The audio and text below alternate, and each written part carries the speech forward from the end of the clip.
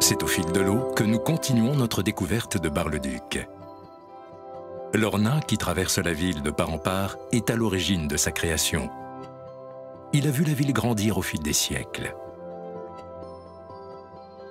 Longtemps utilisé pour le transport des bois de flottage entre les Vosges et la capitale, c'est le creusement du canal de la Marne au Rhin qui mettra fin à cette activité en s'accaparant le transport fluvial. Plusieurs ponts se sont construits au fil des temps sur l'Ornain, mais le pont Notre-Dame est le plus ancien et certainement le plus atypique d'entre eux. Alors nous voici sur le pont Notre-Dame, un pont important pour la ville de Bar-le-Duc car il relie un quartier essentiel, le quartier le plus ancien de la ville, le quartier de Bar-la-Ville. À l'origine, il était en bois, refait en pierre et qui abrite sur un des piliers la chapelle de la Vierge.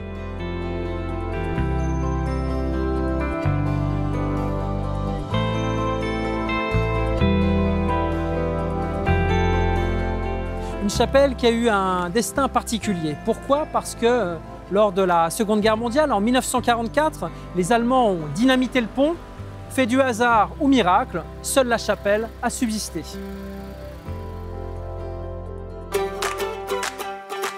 Le quartier Notre-Dame est le plus ancien quartier de Bar-le-Duc.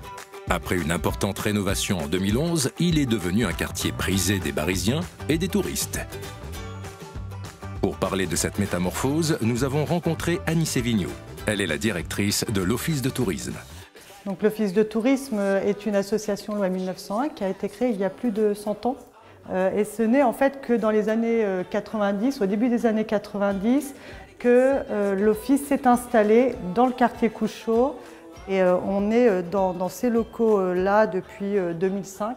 Donc c'est vrai que dans les années 2010-2011, on a vécu pleinement avec toute l'équipe la requalification du quartier Notre-Dame. Alors le parvis était avant bouclé par des grilles. Avec cette requalification, on a complètement ouvert le parvis, mais également le quartier, tant et si bien que l'Office de tourisme s'est pleinement positionné au sein du quartier Couchot. Il est en cela plus lisible. Donc l'Office de tourisme a également cette mission de valorisation du patrimoine. Le patrimoine Renaissance, bien évidemment, situé en ville haute. On a également d'autres patrimoines qui valent vraiment le détour, des belles églises en ville basse, dont l'église Notre-Dame qui se situe juste en face de l'Office de tourisme et dont vraiment je vous invite à venir découvrir ces trésors. L'histoire de Notre-Dame est depuis toujours liée à celle de Bar-le-Duc. C'est en 1088 que la comtesse Sophie y fonde un prieuré qu'elle confiera au moine bénédictin de Saint-Mihiel. Au fil des siècles, l'église évolue, mais en 1619, son clocher est détruit dans un incendie gigantesque. C'est un siècle plus tard qu'est entrepris pour la remplacer la construction d'une tour-porche monumentale qui s'ouvre sur la rue Bar-la-Ville. À l'intérieur de l'église, on peut y découvrir beaucoup d'œuvres remarquables, notamment ce Christ en croix du XVIe siècle attribué à l'artiste Ligier Richier.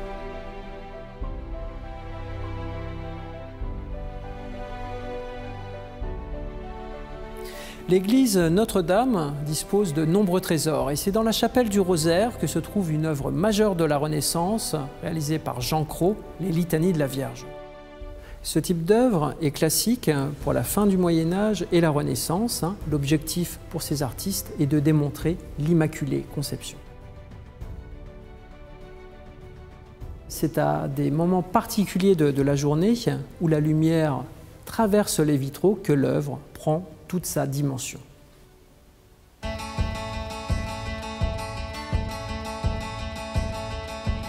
Et c'est sur les toits de Notre-Dame que nous emmène Michel Erard. Michel est l'un des bénévoles de la paroisse et depuis sa plus tendre enfance, il en connaît les moindres recoins. Il nous fait découvrir ici, à l'emplacement de l'ancien clocher, les dernières traces de l'église primitive. Ah oui.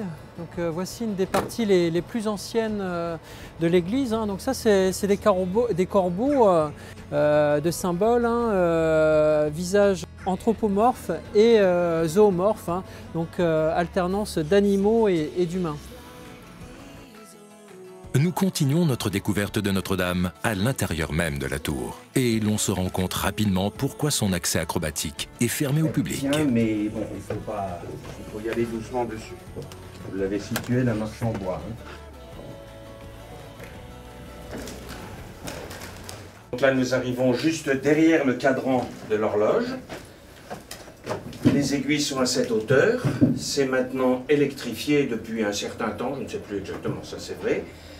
Et avant de cette horloge mécanique qui était à cet emplacement-là, partait un mécanisme qui faisait sonner les tintements par cet arbre à cames. Voilà, comme ça sur les 3 cloches. Oui, c'est une belle pièce, hein, on n'en voit plus beaucoup. Hein. Il faudrait qu'on puisse la protéger, la faire intégrer dans les collections du musée. On a réussi à ce qu'elle ne se sauve pas jusqu'à présent. Elle reste là avec tout le reste. Allez, on y va. Là, on n'est pas arrivé.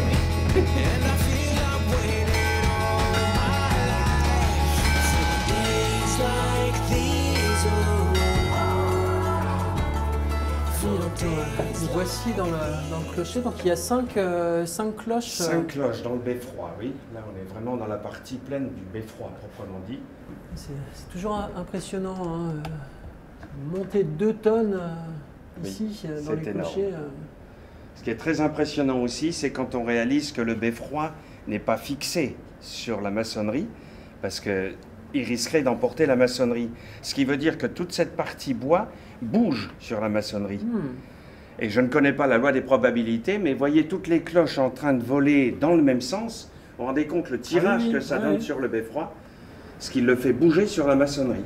Pour monter ces cloches, c'était quand même pas rien, et donc ils avaient mis en place tout un système, enfin tout un système, non, c'était assez simple. Le treuil, si l'on peut dire, qui a servi à monter les cloches, cette grosse poutre de bois légèrement arrondie, sur lequel ils accrochaient les cordes. Oui, et puis après, traces, oui, ces traces-là, je suppose, marquées par les cloches. Et puis alors ils étaient à 2, puisqu'on voit la place de 2 trous. C'était pas ce morceau-là, mais enfin, le principe c'était d'avancer de quart de tour, l'autre reprenait, et ainsi de suite. Ils avaient énormément de force, puisqu'ils avaient un levier là, et c'était comme ça qu'ils arrivaient à monter les cloches. Bon, ce que je vous propose maintenant, c'est de monter alors au sommet du clocher. Et là, je crois que c'est une des plus belles vues réellement de Bar-le-Duc, puisqu'on a une vue à 360 degrés sur la ville. Et on est quand même assez haut relativement pour pouvoir en profiter. Voilà. Et allons-y. Votre temps, posez bien vos pieds.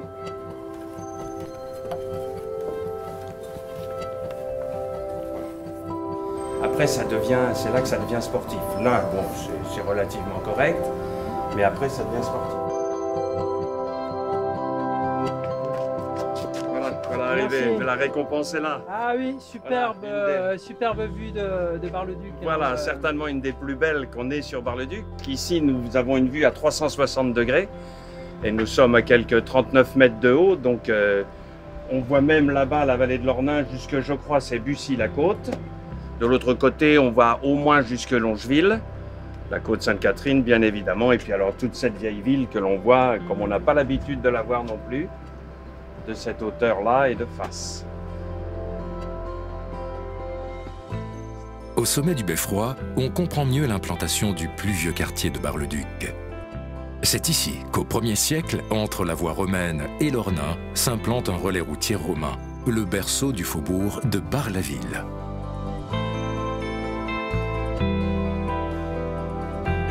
Dans les archives de la médiathèque Jean Jequins, nous avons pu retrouver les traces de la naissance de la ville. Les origines de Bar-le-Duc, les origines du quartier Notre-Dame se retrouvent ici, sur ce plan, un plan dressé par Léon Maxwerly. Qui était Léon Maxwerly? C'était un archéologue conservateur du musée barrois qui a établi à la fin du 19e siècle les premiers plans de la ville, les plans anciens, et ce à partir des découvertes archéologiques faites à l'occasion des grands travaux urbains. Donc cette carte montre bien le rôle de Bar-le-Duc, de la cité gallo-romaine de Caturiche, qui n'était qu'un relais routier sur la voie importante Reims-Toul.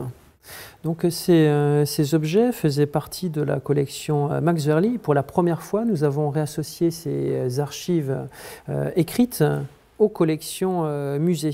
Et donc on peut encore voir cette étiquette, l'étiquette issue de la collection Léon Max Verly. Et cette céramique est en fait une coupe, c'est un gobelet qui servait à boire le vin, un gobelet du début du 1er siècle qui a encore le nom du potier gravé à l'intérieur. À l'époque antique, Bar-le-Duc ne s'appelait pas Bar-le-Duc, mais s'appelait Caturige. Mais ça, c'est une autre histoire.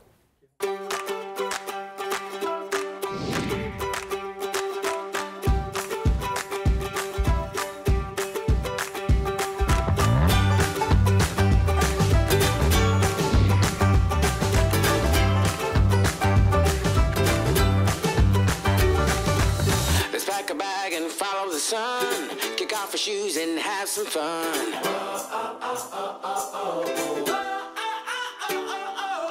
And get ready, get set, let's go. If we never go, we'll never know. 'Cause you and I, oh yeah, we could fly so high.